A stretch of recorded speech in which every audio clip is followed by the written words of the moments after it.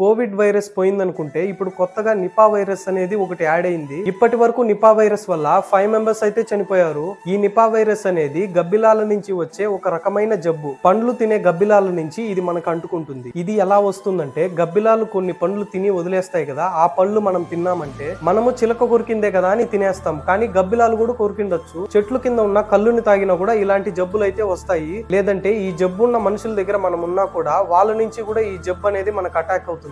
ఈ జబ్బు వచ్చినాక లక్షణాలు ఎలా ఉంటాయంటే, ముందుగా దగ్గు, జ్వరం, ఒళ్ళు నొప్పులు అనేది మొదలవుతాయి. ఊపిరి ఆగిపోయినట్లుగా ఉండడం లేదా తల తిరగడం, ఒక్కొక్కసారి తలకు కూడా ఎఫెక్ట్ ఇచ్చి కోమా స్టేజ్ కూడా వెళ్ళిపోతారు. ఇది చాలా డేంజర్ అన్నమాట. ఈ వైరస్ సోకకుండా మనం ఏమేమి జాగ్రత్తలు తీసుకోవాలంటే, నేల మీద పడిన పండ్లని, పక్షులు కొరికిన పండ్లని అస్సలు ముట్టుకోకండి. పండ్లని బాగా కడిగి తోలు తీసి తినండి. ఇంకా కొంతమంది అయితే చిలక కొరికిందే కదా అని తినేస్తారు. అది చాలా పెద్ద పొరపాటు అనమాట. మీరైతే అస్సలు తినకండి. ఇంకొకటి ఏమంటే, చేతులు కడుక్కోవాలి. మీరు ఎక్కడికి పోయి వచ్చినా చేతులు శుభ్రంగా కడుక్కోండి. ఇంకొకటి ఏమంటే, జబ్బు వచ్చిన పందుల దగ్గర, గబ్బిలాల దగ్గర దూరంగా ఉండండి. ఇలాంటి సింటమ్స్ ఎవరికైనా వచ్చినట్లయితే నేరుగా హాస్పిటల్ కి అయితే వెళ్ళండి. సొంత ట్రీట్మెంట్స్ అయితే చేసుకోకండి. ముఖ్యమైన గమనిక ఏంటంటే, దీనికి ప్రస్తుతం వ్యాక్సిన్ కూడా లేదు. కాబట్టి మన జాగ్రత్తే మనకి ప్రాణ రక్షణ. దీనికి భయపడాల్సిన అవసరం లేదు. కానీ అజాగ్రత్తగా అయితే ఉండకండి.